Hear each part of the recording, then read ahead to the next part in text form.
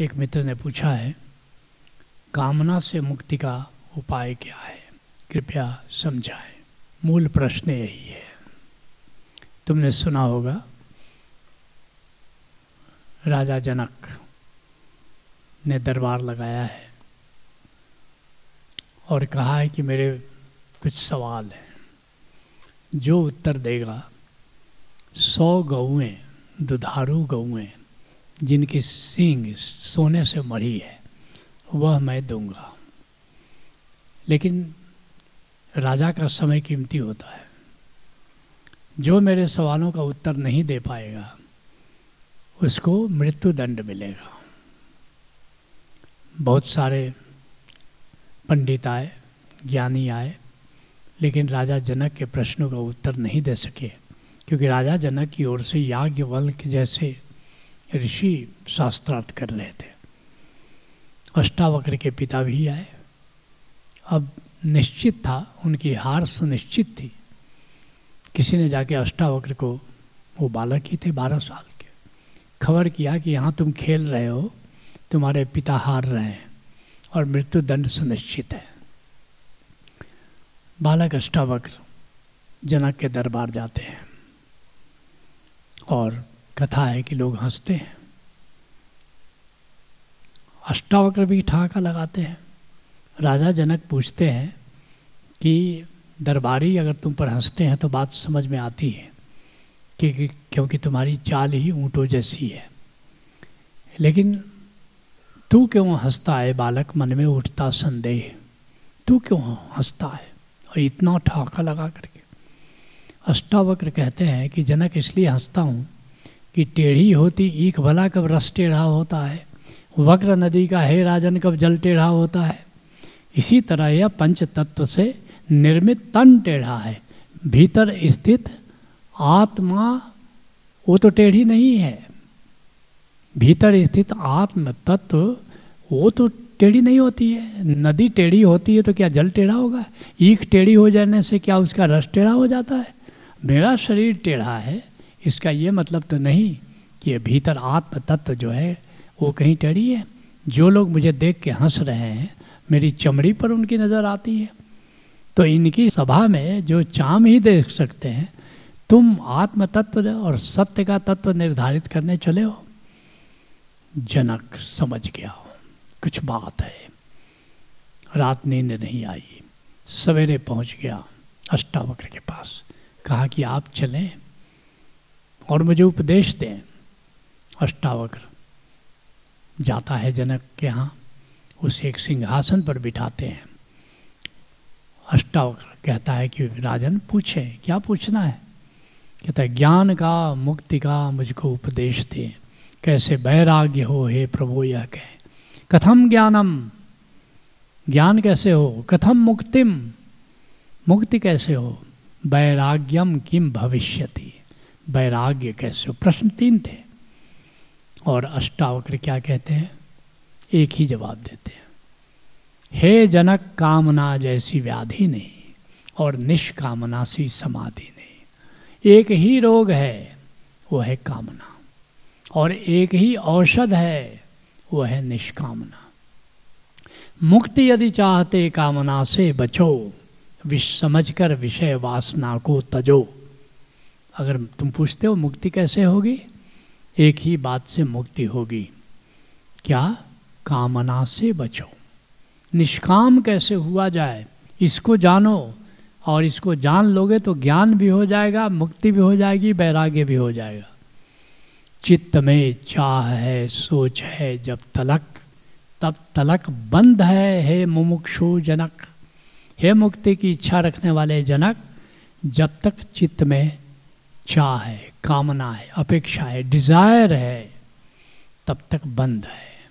जैसे ही तुम निष्काम होते हो वैसे ही बंध समाप्त हो जाता है। जनक पूछते हैं कि ये कैसे, कामना से मुक्त होने का मार्ग क्या है?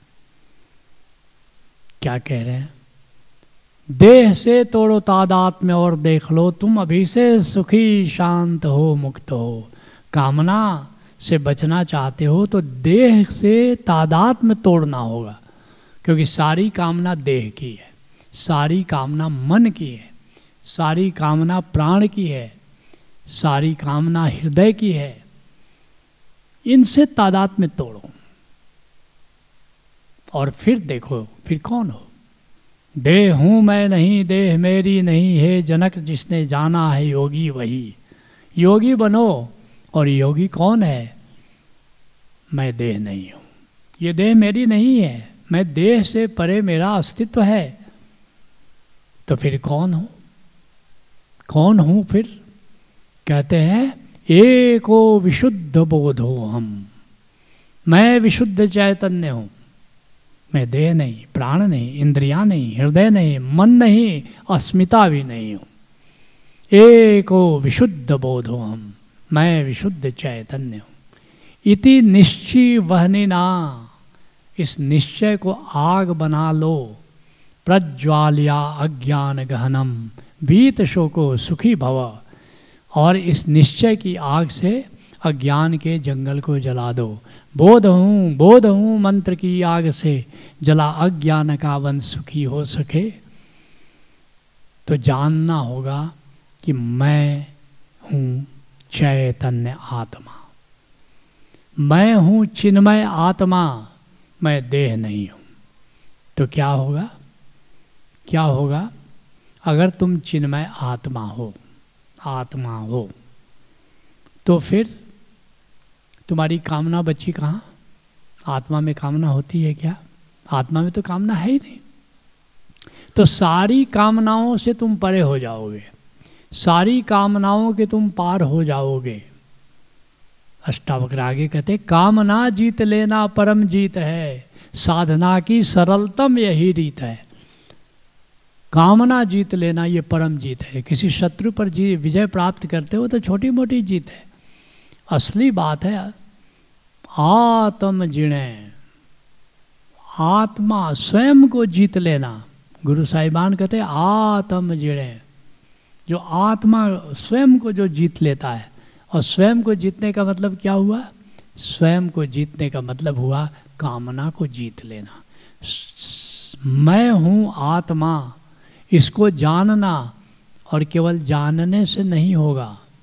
एक तो हुआ मेरे भीतर आत्मा है, ये तुम सब लोग जानते हो। जब तुम चैतन्य समाधि में आए हो या विभिन्न समाधियाँ तुमने किया है, तो सब ने जाना कि मेरे भीतर आत्मा है, निराकार है, अंतराकाश है, चेतन है, आनंदमय है, प्रेममय है। वो है, लेकिन इससे बात नहीं बनेगी। तो किससे बात बनेगी? जैसे भारत है, मेरा देश भारत है, मगर सब भारतीय नहीं है। मेरा देश भारत है, मगर सब भारतीय नहीं है। तादात्म्य में बना कि नहीं? क्या तुम्हारे भीतर ये शान, ये गौरव पैदा हुआ? भारतीय होने का गौरव प्राप्त हुआ? जब तक वो नहीं हो जाए तब तक तुम भारतीय कैसे हुए? भारत में जन्म लेने से कोई भारतीय नहीं होता। क्या तुम्हारा तादात्म्य बना? अभी मैं पूछूं कौन हो, तो कहोगे कि मैं इंजीनियर हूँ, डॉक्टर हूँ। तुम्हारा तादात्म्य बन गया अपने प्रोफेशन से, अपने देश से। क्या तादात्म्य बना? क्या आत्मा से तादात्म्य बना? क्या ब्रह्म से तादात्म्य बना? तो असली बात तब बनेगी जब तुमने तादात्म्य बना लिया कि मैं आत्मा हूँ, मैं समंदर हूँ, मैं लहर नहीं हूँ। तो फिर समंदर हो तो लाखों करोड़ों टन नदियाँ पानी डाल रही हैं, लाखों करोड़ टन पानी भाप बन करके रोज उड़ रहा है। समंदर में न कुछ घटता है न बढ़ता है। ऐसे ही कामना किस लिए? क्या बाहर तुमको कुछ धन मिल जाएगा, पद मिल जाएगा, प्रतिष्ठा मिल जाएगी, तो क्या तुम में कुछ बढ़ोतरी होगी? क्या तुम्हारे आत्मा के जल में कुछ बढ़ जाएगा? और अगर कुछ पद चला गया, प्रतिष्ठा चली गई, कि धन चला गया, तो क्या तुम्हारी आत्मा में कुछ घट जाएगा?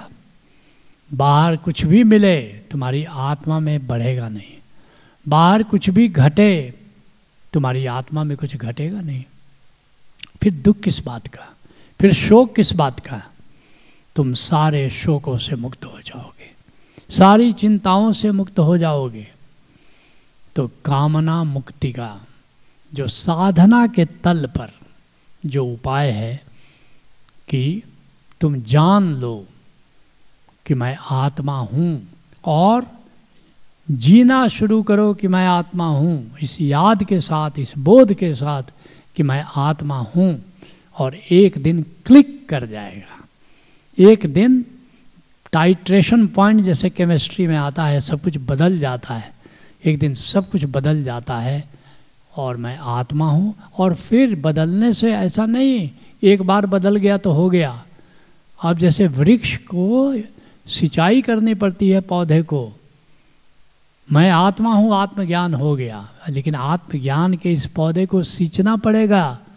नहीं तो बहुत सारे आत्मज्ञानियों को मैंने देखा है फिर अज्ञानी बनते हुए, बहुत से लोगों को देखा योग भ्रष्ट होते हुए। नहीं, इरिगेट करना होगा, जीना होगा, सतत सतत मैं आत्मा हूँ, साधना के तल पर और प्रज्ञा के तल पर, समझ के तल पर क्या अहोभाव रखना होगा। जब कामना मतलब क्या? जो नहीं है उस पर नजर है, ये कामना है, तो किसी तरह पूरा हो जाए।